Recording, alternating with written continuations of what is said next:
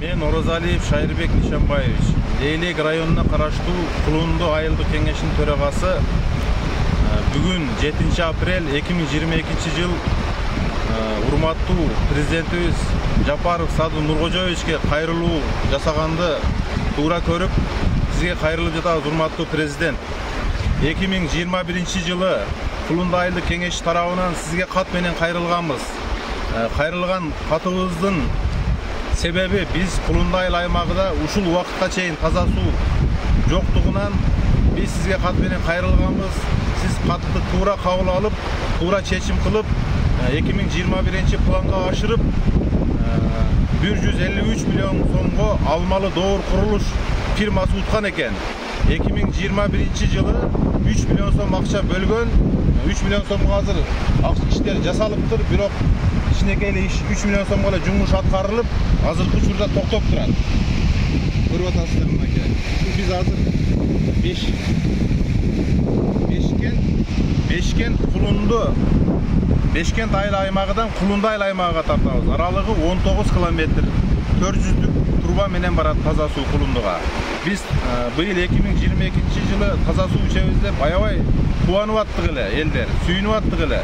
Себеби 2022 жылы ноябрь айына чейин толук Бешкент айыл аймагыдан Кулунду айыл аймагына таза суу тартылат, бүтөт деп бизге сөз берген эле. Бирок тилекке каршы 2022 жылга азыркы учурга чейин бир сом дагы каралбаптыр, бөлүнбөптүр. Биз ошондуктан сизге, урматтуу президент, сизге кайрылуу жасаганды туура көрдүк. Желилдик кеңештин депутаттары, желилдик кеңештин аксакалдары, себеби эки жолу министрлер кабинетинин көчмө жыйыны болду Баткен областында. Бир жолу Leylek районунда жогорку кеңештин депутаттарынын көчмө жыйыны болду. Ал жерде дагы биз аларга кайрылдык. Ушул таза суудун акчасыны бизге быйыл бөлүп бергиле деп кайрылсак бүт баары келип, макул бөлүнөт. Быйылга 150 миллион сом калган акчаны толук бөлүп беребиз. Силер Кулунду аймагы таза суу ичесиңер деп бизге сөз берип кетти. Бирок алардын сөз бергени ошол жерде эле калып кетип атат. Бизге эч кандай бир сом акча каралбаптыр ушул убакка чейин. Быйыл акча каралбаса, жылыга 3 миллион, 2 миллиондон карап койсо, биз Кулунду айыл аймагы бир 50 жылда дагы таза суу иче албайт экенбиз да, урматтуу президент. Ошого көңүл буруп, биз чегерада жашайбыз, жумуш жок, карапайым элге. Ошого таза сууду 150 миллион сом калыптыр азыр. Ошону тез аранын ичинде бөлдүртүп, министрлер кабинетиге тапшырманы берсеңиз, бизге бөлүп берсе, ушул ноябрь айына чейин бүткөрүп берсе ушул таза сууду, биз Кулунду айыл аймагы эли таза сууду ичип жыргап калмакпыз да, урматтуу президент. Сизден ушуну суранабыз. Кулунду айыл аймагынын эли 27 миң калк, жана Кулунду айылдык кеңештин депутаттары, Кулунду айыл аймагынын аксакалдары келдик. Атайы ушул жерге келдик. 19 километр Бешкенттен Кулунду айыл аймагына чейин 19 километр суу тартылат труба менен, 400 труба менен. Ошону көңүлүңүзгө алып, тез арада чечип берүүңүздү суранабыз. Мен Садыгул Махамбет Салгафарович, Кулунду айылынын тургунумун. Эми бүгүнкү күндө Кулундуда өтө керектүү проблемалар, көйгөйлөр өтө көбөйдү. Мана таза суу проблемасы боюнча 21 жылдын демесе 153 миллионго объекти утуп алган экен, Алмалы ишканасы, акционердин ишканасы. Ошолордун эсебинен 3 миллионго акча которуп бериптир. Калган 150 миллион акчаны которо албай атат экен.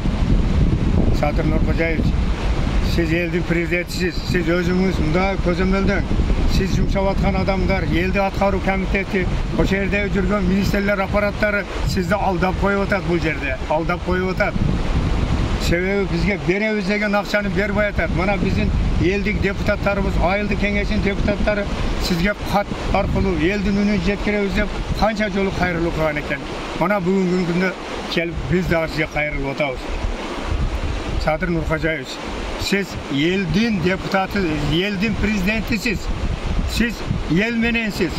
Mana Kulundu ayılı şu yerden 19 kilometre yerde turabız.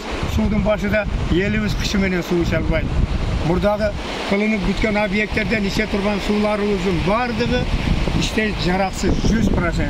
Эми мына сууду жеткирип алсак, эптеп өзүбүздүн күчүбүз менен дагы бирдеке кылабыз. Буягын дагы көрүп жатабыз. Сизден түз аксакалдардын атынан, элдин атынан, Кулундуда жашаган бардык дыйкандардын атынан, суу ичүүчү жаныбарларды дагы бардыгын эске алып, бизге таза сууду жеткиришиңиз шарт. Бүгүнкү күндө бизде өтө абкалыбыз оор. Себеби биздин территориябыз спорный болгондуктан, биздин Кулунду айылыны суу менен камсыз кылуу өтө сапындаган.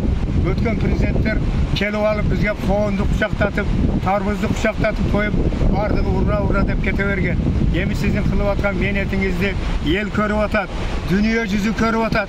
Эми шонун катарында биздин таза суубузга берилбеген 150 миллион акчаны котортуп, түздөн-түз өзүңүзүнү контролдоп турушуңузду суранып кетет элек. Дагы айта турган сөзүбүз, урматтуу Садыр Нуркожоевич, элибиздеги азыркы чечилбеген проблемалардын бири суу болсо жашоо болот, суу болсо жашоо өтө кыйын.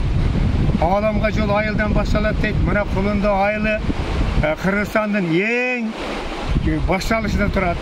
Чого ушул акчаны котортуп, şu aksioner обществосун неме кылсаңыз, şu биздин депутаттарыбыздын сөздөрүн жерге ташабастан, булардын элдин үнүнү сизге жеткиребиз деген эмгектерини дагы баалап, кичине көңүл буруп, şu 150 миллион акчаны бизге котортуп берип койсоңуз.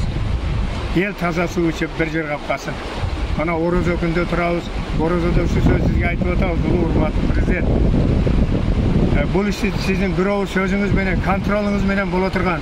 Ортодо чыгып кылып аткан, кылып берем дегендер, булардын бардыгына ишенбең, бардыгына ишенбең. Бул урматтуу президент. Шол бизден айт. Бүгүн 7 апрель 2022 жыл. Мен Абдыжапар кеңешинин төрагасынын орун басарымын.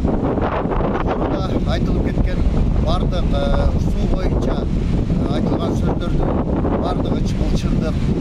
Урматтуу Садыр Нуркожоевич, ушул өкмөттүн көчмө жыйындарында бир канча жогорку кеңештин депутаттарынын алдында бир канча ошондой көчмө жыйындардын эмесинде биз депутаттар барып, ошол жерде ушул Кулунду айыл аймагындагы суу боюнча айыл чарба иштери боюнча көп маселелерди көтөрдүк эле. Ошонун бири ушул доор курулуш алмалы ишканасы ушул тендерден утуп 153 миллион сомдук тендерди утуп алып, бүгүнкү күндө ушул 3 миллион сом гана каралып, калган 150 миллион сомдук бөлүнбөй турган кез. Учурда Кулунду айыл аймагындагы бардык жашоочулардын сууга муктаждыгы өтө оор. Ушул биздин талап. Себеби жазгы талаа иштеринде дыйкандарыбызга суу жеткизиштиги бир болсо, элдин таза суу менен камсыз болбогону бул өкүнүчтүү. Ошого урматтуу Садыр Нуркожоевич, сиз өз сөзүңүздө айттыңыз эле, силердин депутатыңар да менмин, министриңер да менмин, президентиңер да менмин деп. Ошон үчүн сизден түздөн түз суранабыз. Кулунду айыл аймагынын элинин атынан суранабыз. Ушул 150 миллион сомду бөлүп берүүңүздү, өзүңүз жеке көзөмөлүңүзгө алууңузду суранабыз деп суранат элем. Мен Асанова Гүлбайра Мухматисаевна, эл өкүлү Кулунду айыл аймагынан. Урматтуу президенти Садыр Нуркожоевич, мен сизден суранарым ушул энилердин атынан сизден терим суранып кетет элем. Жогоруда айтылгандардын баарына мен да кошулам, бирок ошол 150 миллион суммадагы проект токтоп калгандыгына байланыштуу мен дагы ошолордун катарында сизден чын жүрөгүмдөн суранып кетет элем. Ошол проектти до конца акырына чейин жеткизип, ошо элибизге таза суу боюнча, таза сууну элибизге жеткирип, таза суу боюнча камсыз кылып берүүңүздү ошо энелердин атынан, өзүмдүн атынан, ошо коллегалардын атынан суранып кетет. Рахмат. Bizim özümüzün ememiz, koğunuz bayağıda olup durgan yerge bul dağı batar kuşunçu olup kalat deyip düşünemin. Oşonduktan bu tacik tuğanlar menen biz ötele naçar avkaldağız. Buruş janjallar bar oşol yerde olgan. Kerek uçurlarda biz özümüzü teknikağızı kirgizi üçün şolordan sulanıp anan kirgizip жүрөт. Bu men düşünbeyim bu kanda yerde yaşaganızgan başımız katıp жүрөt. Oşonduktan sizden minlermin suranış kerek adamlarga komanda verip bunu akçasını bölüştürüp berberge jardan berbeseniz el öte oğul afada kalat deyip düşünemin.